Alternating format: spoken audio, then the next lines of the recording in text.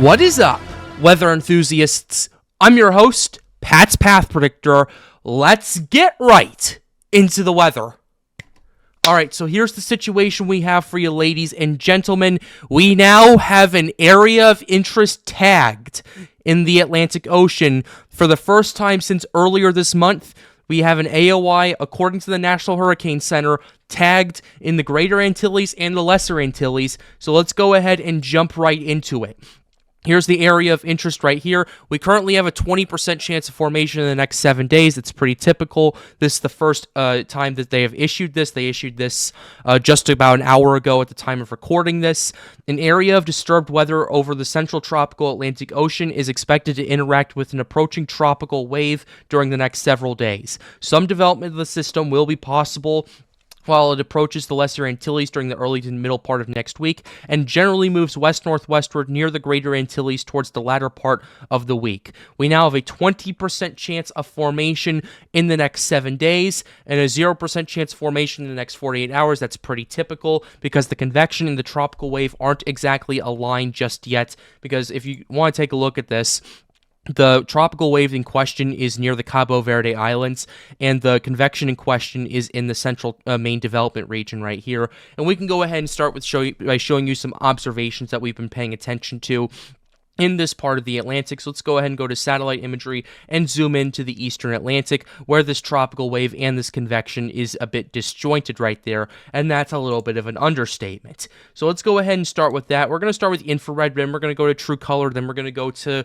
the water vapor imagery, just to kind of give you a good multi-dimensional view of what I'm looking at. So here's the tropical wave. Let's go ahead and go back to about 90 frames to kind of give you the evolution of what we were seeing from yesterday.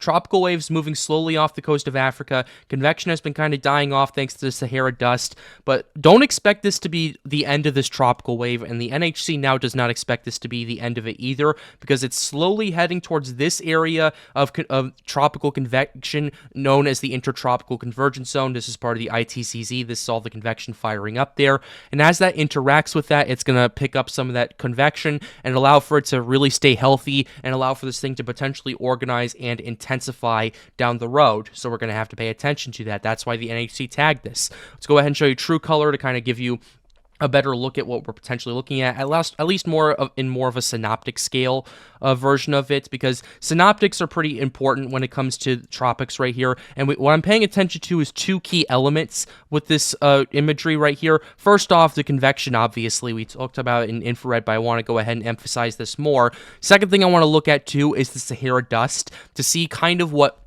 we're working with and kind of when this would be a good time for this thing to organize and develop as it approaches the Antilles.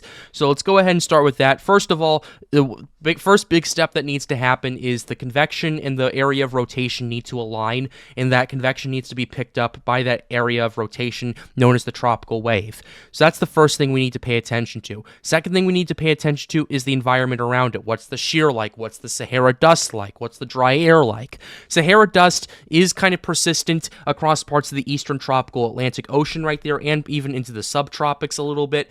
However, as we get more into the central main development region over here, it appears to me that the Sahara dust does level off quite a bit, as this part of the Sahara dust kind of broke off and pushed towards the Greater Antilles, kind of ahead of this system right over here that's coming off the coast of Africa, and that's what we're potentially looking at, and that's kind of contributing to the dry air we're looking at right here, because yeah, there is some Sahara dust kind of pushing through right there, but that's starting to get more and more mixed out by all this moist air that's invading the region over here. And there is a little bit of dry air that's kind of north of the main development region, kind of north of the Intertropical Convergence Zone. Ultimately, it's going to have to take some shear to kind of get the dry air into the system in order to kill it off. And ultimately, the wind shear patterns over the next few days in that part of the main development region is going to decrease and allow for potentially this thing to organize and develop perhaps a little quicker than what we were originally thinking. Again, that's a little bit of speculation, nothing set in stone. This is a very quickly evolving situation, and we'll have to pay attention to it. Regardless, though, We still have a little bit of dry air, and we have, so we have moist air over here. And yes, there is Sahara dust in this part of the Atlantic Ocean right here, but there's been a lot of convection firing up that's kind of been mixing the Sahara dust out and allowing for the air to become a lot more moist and allow for a better environment for tropical development. So ultimately, the big question we're going to be looking at this current point is because, yes, the environmental conditions do appear to be getting more and more conducive. We've been talking about this the last couple of weeks. We're saying, hey, this might be an indicator that hurricane season's about to ramp up, but we'll have to pay attention to that nevertheless.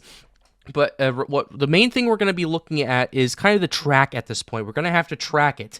Is it going to move north of the Greater Antilles? Is it going to move south of the Greater Antilles? Or is it going to move through the Greater Antilles? And those three scenarios right there are what we need to pay attention to, because determinant on how this whole thing plays out will determine if this thing will ultimately develop or not. But before we get into the dynamics of that kind of mess over here, we're going to go ahead and kind of give you the conditions that I've been paying attention to. Let's start with the global sea temperatures. Global sea surface temperatures, especially in the Western Atlantic, are insanely warm. Like, they're near record levels in this part of the Atlantic Ocean, and they're almost at record levels across parts of the subtropical Atlantic. Those are two areas I'm pretty concerned about, but the main focus is the Central Main Development Region further west. And kind of what we're looking at is pretty much an area of 26, 27 plus degrees Celsius waters, or 79 to 81 degrees Celsius. No, not Celsius. That would be your boiling point, but 79 to 81 degrees Fahrenheit, all the way until it gets to the continental United States. And from then on out, we'll have to see what this warm water does. But as this thing starts to approach the Lesser Antilles, we see a massive jump of water from about 27 degrees Celsius to about 29 degrees Celsius, which is about 84 degrees Fahrenheit as this thing approaches the Lesser Antilles. Then the same thing with Puerto Rico. We're seeing some 30 plus degrees Celsius areas just east of there near the Virgin Islands. As well, we're also seeing a lot of 30s in the Caribbean, as well as in parts of the Atlantic Basin near the Gulf Stream. Loop currents over here. Gulf Stream is east of Florida, near the Bahamas as well. And speaking of which, the Bahamas has 29 to 30 degrees Celsius waters already on July 26th. This is the kind of stuff you would typically see in early to mid-September in that region, but now it's July 26th, and I fully expect those waters to continue to surge about another degree or two, and that is going to make a massive difference later down in this hurricane season.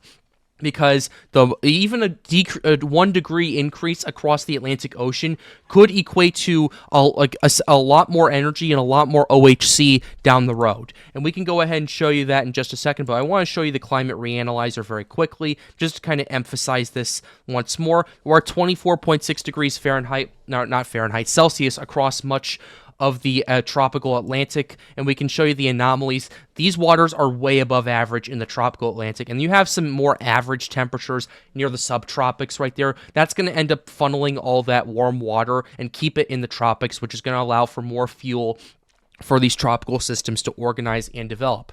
Regardless, we're starting to get signs of that active pattern that I've been talking to you about, and we will have to pay attention to it.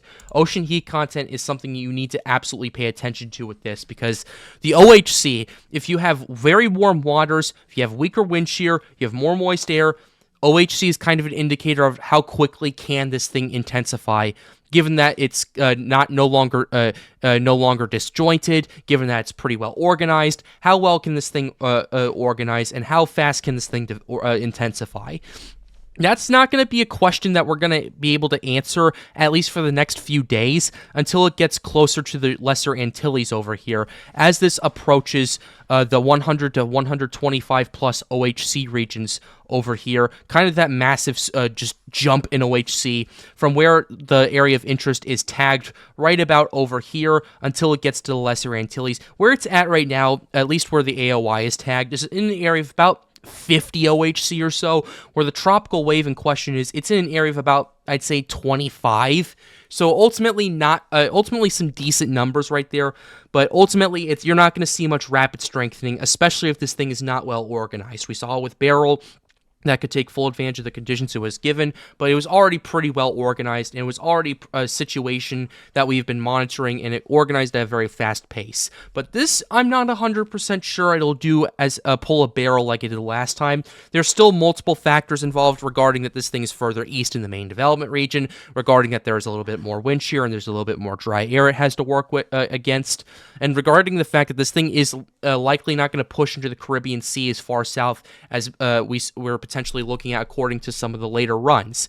But regardless, we still have to keep an eye on it. We still have to watch this massive surge of OHC and kind of from there see what it does, because regardless of what happens, people are going to get affected by this. If you're in the Leeward Islands, you're likely going to get affected by this. If you're in Puerto Rico, you're likely going to get affected by this. The same thing with Hispaniola, Cuba, all those areas right there. We're going to have to pay very, very close attention to this. But regardless of what we're looking at, let's go ahead and show you the wind shear. Wind shear is going to be a bit iffy, especially as we get closer to the Greater Antilles over here. What you're seeing right now, you're seeing rather unfavorable conditions of wind shear. However, I do fully expect this to oscillate as this continues to go up, down, up, down, up, down. It's going to be doing that predominantly for the rest of the month and maybe into the start of next month.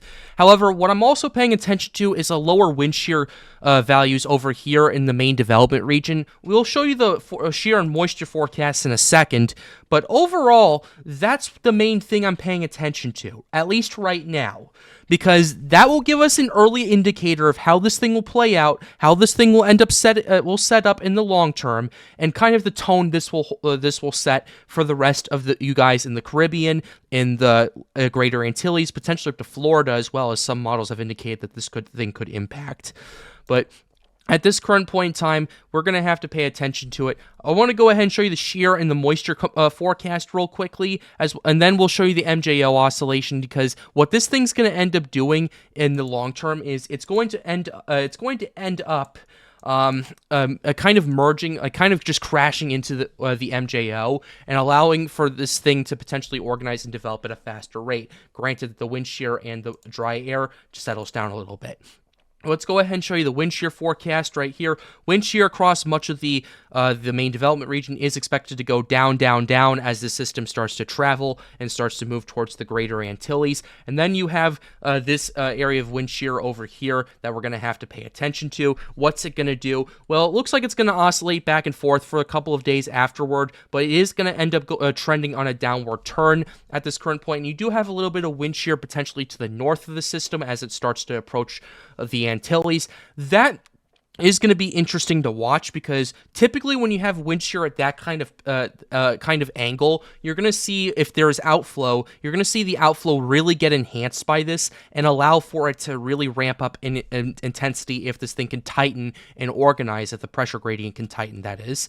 And then you see that continuing. There is going to be a little bit of a wind shear battle, at least as it moves through the Antilles, but as this thing approaches Cuba, the Bahamas, and Florida, that wind shear starts to collapse at a pretty quick rate. Same thing with the Gulf of Mexico. If this thing ends up going in there, you're going to see less wind shear at this current point. And another thing I'm noticing too, at least for more long-term concerns, is the wind shear in the Caribbean completely collapses. It does come back temporarily, but you see that that huge dead zone of wind shear right there that kind of has been persisting for the last few weeks. You kind of see that just completely get disjointed, and instead of one giant area of very high wind shear, you get to see a lot more oscillations of wind shear. You see two broken areas of wind shear. You see a weak ridge with that.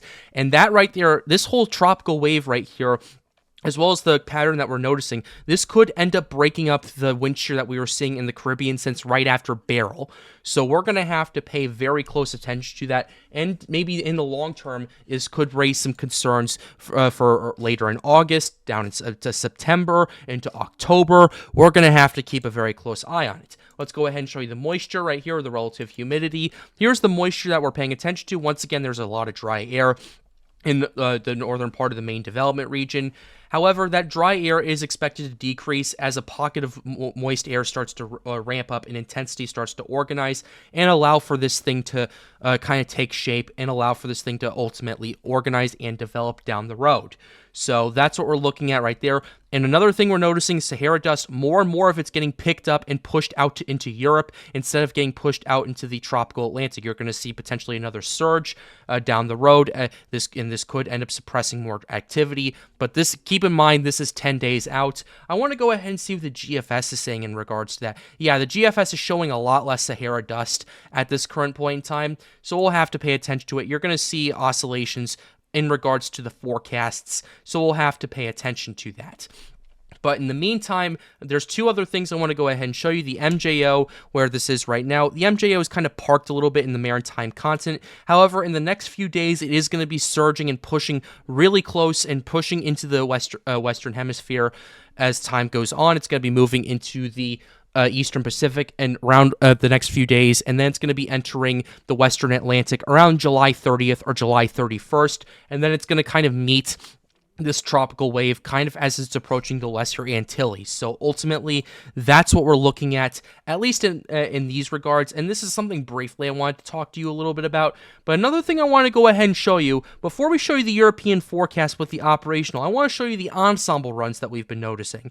This is the ensemble from the 0Z. The 12Z was really ramping this up yesterday, and we're seeing the 0Z runs kind of doing a similar pattern. We're seeing how many scenarios are these? Like at least 30 scenarios now.